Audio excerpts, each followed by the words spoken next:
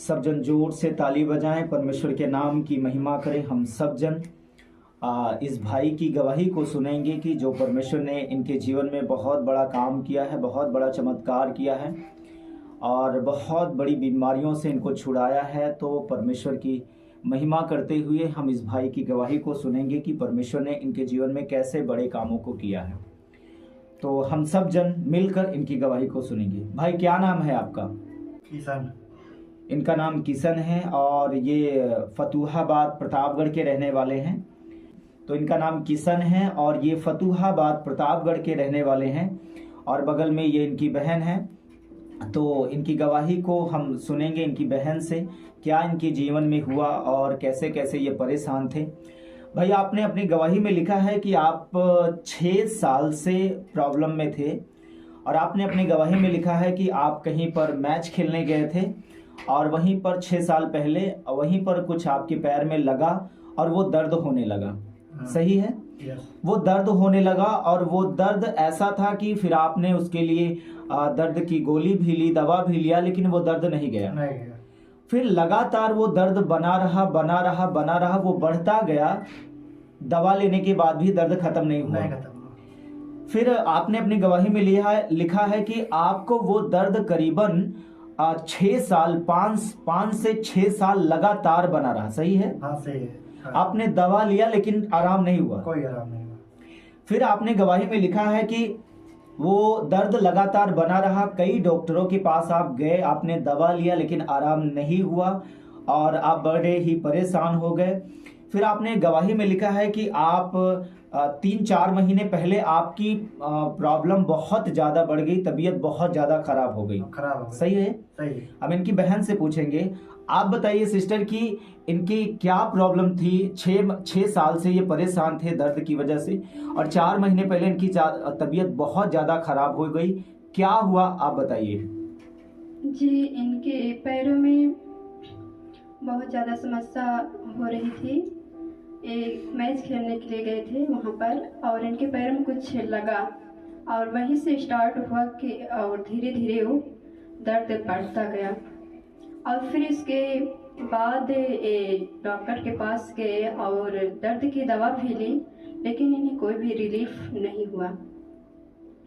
फिर इनके जो पैर का जो दर्द था वो काफ़ी मतलब कि बढ़ता ही चला गया। कोई भी दवा कराने के बाद भी इन्हें कोई भी रिलीफ नहीं मिलता था और इनके पैर में जो था वो सूजन धीरे धीरे स्टार्ट हुआ और इनके जो पैर था, इनके पैर सीधा जो पौली होती है पूरी रीढ़ से नहीं बैठ पाती थी, धीरे धीरे ऐसे मतलब हल्का झुक गया।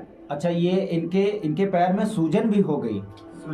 सूजन भी स्टार्ट हो गई। अच्छा, फिर आपने लिखा कि 4 महीने पहले से इनकी बहुत ज्यादा तबीयत खराब हो गई। फिर वो क्या हुआ 4 महीने पहले, आप बताइए वो।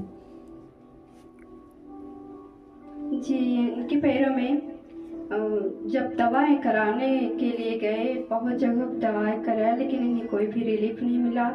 इलाहाबाद, दिल्ली, वहाँ जो बाहर गए थे वहाँ पर भी काम करते थे, लेकिन वहाँ पर दवा भी कराए लेकिन वहाँ भी कोई भी उससे दवा कराने से भी कोई रिलीफ नहीं मिला। ए रिपोर्ट को भी कराया लेकिन रिपोर्ट में बहुत सारी बीमारियां भी डॉक्टर जो ने बताया कि इस रिपोर्ट में बहुत सारी बीमारियां भी आई है, लेकिन वहाँ खून जो टेस्ट कराया गया उसमें भी बहुत सारे मर्ज निकले लेकिन कोई भी रिलीफ नहीं होता था। और फिर इसके बाद इनका जो दर्द था पैरों का वो धीरे धीरे बढ़ते गार्ड तक पहुंची, गार्ड से कमर तक पहुंची गई। लेकिन फिर भी वहाँ जब थे तो इनको लैट्रिन करने में भी प्रॉब्लम होती थी, झुकने में।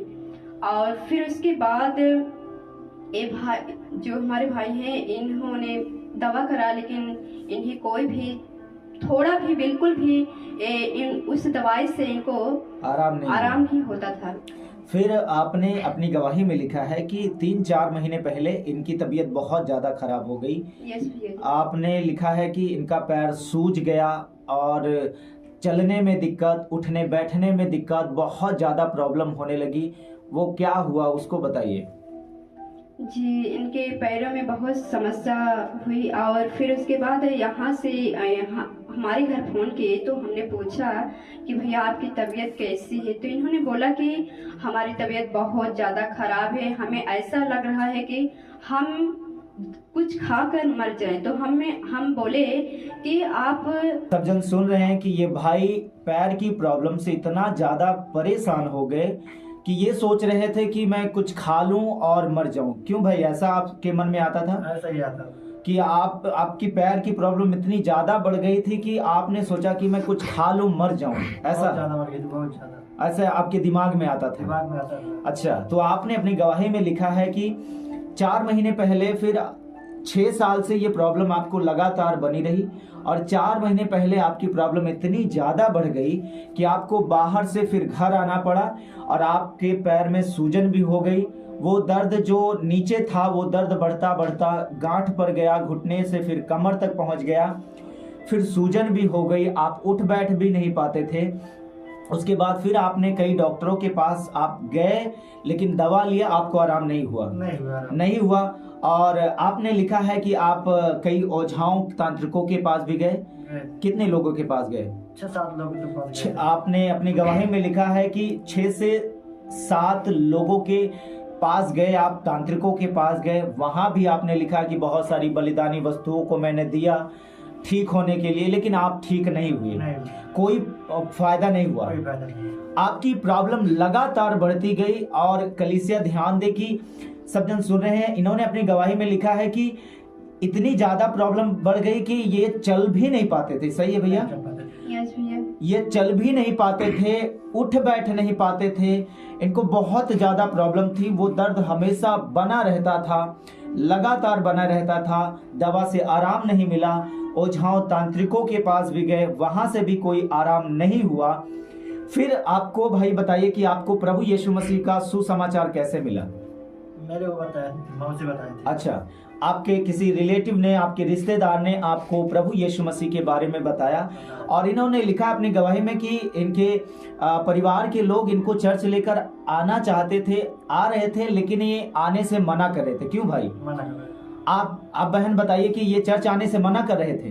यस भैया। ये बोले कि चर्च नहीं जाएंगे हम। यस, इन्हों जब वहाँ पर फोन, जब बाहर थे तो फोन में बताया गया कि आप घर आओ, और मतलब कि बोले कि हमें लेटरिन करने में दिक्कत होती है, इसलिए हम घर नहीं आएंगे। ये बाहर से आए, घर आए, उसके बाद घर आने के बाद, घर आने के बाद फिर जब हम वहाँ पर इनसे मिलने के लिए गए तो इनकी जो तबीयत थी, उठने बैठने में भी प्रॉब्लम होती थी। अच्छा। ये दवा भी कराए, लेकिन वहाँ भी एक बगल था घर के, वहाँ भी दवा कराए, लेकिन रिलीफ इन्हें नहीं मिला। फिर इनके परिवार के लोग, इन्होंने लिखा है कि चर्च आना चाहते थे लेकिन ये नहीं आना चाहते थे। फिर उसके बाद इनके परिवार के लोगों ने कुछ जबरदस्ती की और इन्हें चर्च लेकर आए, इनको थोड़ा जोर दिया और चर्च आने में। फिर ये जिस दिन चर्च आए, ये बहुत ही कष्ट में थे, ये चल फिर नहीं पाते थे और रास्ते भर रोते हुए आए थे। सही है? यस। ये रास्ते भर रोते हुए आए थे और आकर चर्च में बैठे। फिर चर्च में इनके लिए प्रार्थना हुई और प्रार्थना होने के बाद फिर क्या हुआ आप इनकी लाइफ में, अब वो बताइए आप।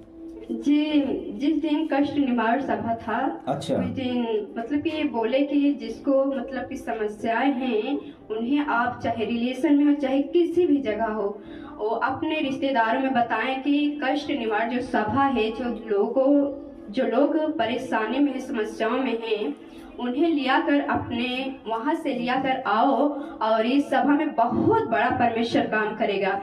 और वो जो प्रार्थना थी, कष्ट निवारण जो सभा था, जब चर्च से सूचना मिली तो उस प्रार्थना में उस दिन इस भाई को इनके परिवार के लोग लेकर आए। सही है बहन? यस। लेकर आए और ये चर्च में बैठे, फिर इनके लिए प्रार्थना हुई। प्रार्थना होने के बाद फिर इनके जीवन में बदलाव क्या हुआ, बताइए क्या बदलाव? शुद्ध जल तू छिड़क दे,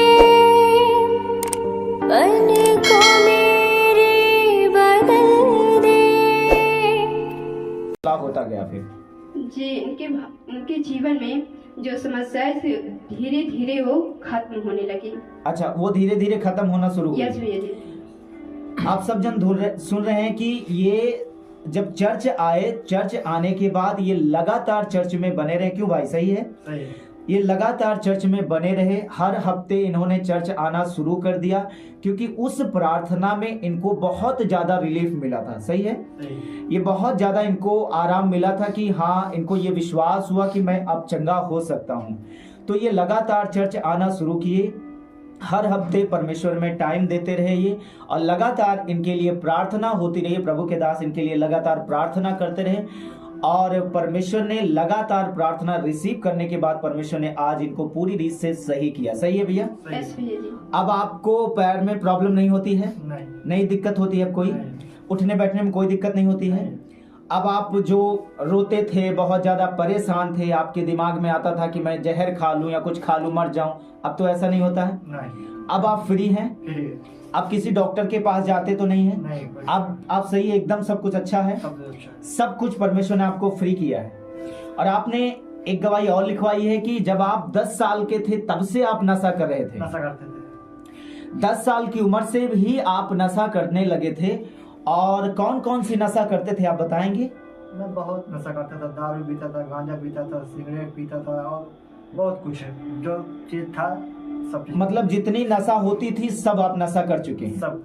दारू, सिगरेट, इन्होंने लिखवाया है दारू, सिगरेट, गुटखा, पान, है ना, गांजा भी, भांग भी, सब खाते थे आप। कलीसिया ध्यान दे, सुने कि ये 10 साल की उम्र से ही नशा करने लगे और लगातार नशा करते करते आज आपकी उम्र कितनी है भैया? 22 साल। आज इनकी उम्र 22 साल है। तो आप ध्यान से सुने कि करीबन इन्होंने कम से कम नहीं तो 10-11 साल इन्होंने लगातार नशा करा है। क्या आप जब से नशा करने लगे, नशा करने के बीच में कभी आपने नशा छोड़ने का प्रयास किया था? नहीं, कभी नहीं किया। कभी नहीं। इन्होंने नशा छोड़ने का प्रयास कभी नहीं किया और लगातार ये नशा भी करते रहे और प्रॉब्लम में थे। लेकिन इन्होंने गवाही में लिखा है कि जब से ये चर्च आने लगे और जब से ये चर्च आने लगे परमेश्वर ने इनकी बीमारी को, इनके रोग को खत्म भी किया है। और इन्होंने ये भी गवाही दी है कि अब मैं नशा भी छोड़ चुका है। सही भैया? अब कोई नशा नहीं करते? अच्छा, आप बताइए, आपको चंगा हुए कितना दिन हो गए? लगभग 20 दिन हो गया। 20 दिन हो गए। और नशा छोड़े हुए काफी दिनों में, महीना हो गया। अच्छा, ये बता रहे हैं कि करीबन आप चर्च में कब से आ रहे हैं? लगभग 1.5 महीना हो गया। 1.5 महीने। ये 1.5-2 महीने से चर्च आ रहे हैं और ये 1 महीने से इन्होंने नशा छोड़ी और 20 दिन लगभग हो गए इन्हें चंगाई पाए हुए। ये चंगाई पा चुके हैं, ये आजाद हैं। अब आपको कोई प्रॉब्लम नहीं होती? कोई अब पैर में दर्द नहीं होता है? किसने आपको चंगा किया है? यीशु मसीह ने आपको चंगा किया है। प्रभु ने आपको छुटकारा दिया है, नशों से आजाद किया है। जितने भी जन इस गवाही को सुन रहे हैं, आप ध्यान से सुने कि परमेश्वर ने कितना बड़ा काम, कितना बड़ा चमत्कार इनके जीवन में परमेश्वर ने किया है। नशों से आजाद किया है इस भाई को और पैर की प्रॉब्लम, उस रोग, उस बीमारी से परमेश्वर ने आजाद किया है। तो सब जन विश्वास करें और प्रभु में बने रहें विश्वास के साथ। परमेश्वर आपके जीवन में भी काम करेंगे, आपको चंगा करके एक गवाही के साथ खड़ा करेंगे। इसलिए सब जन जोर से परमेश्वर को महिमा देते हुए उसकी तारीफ करें यीशु के नाम में।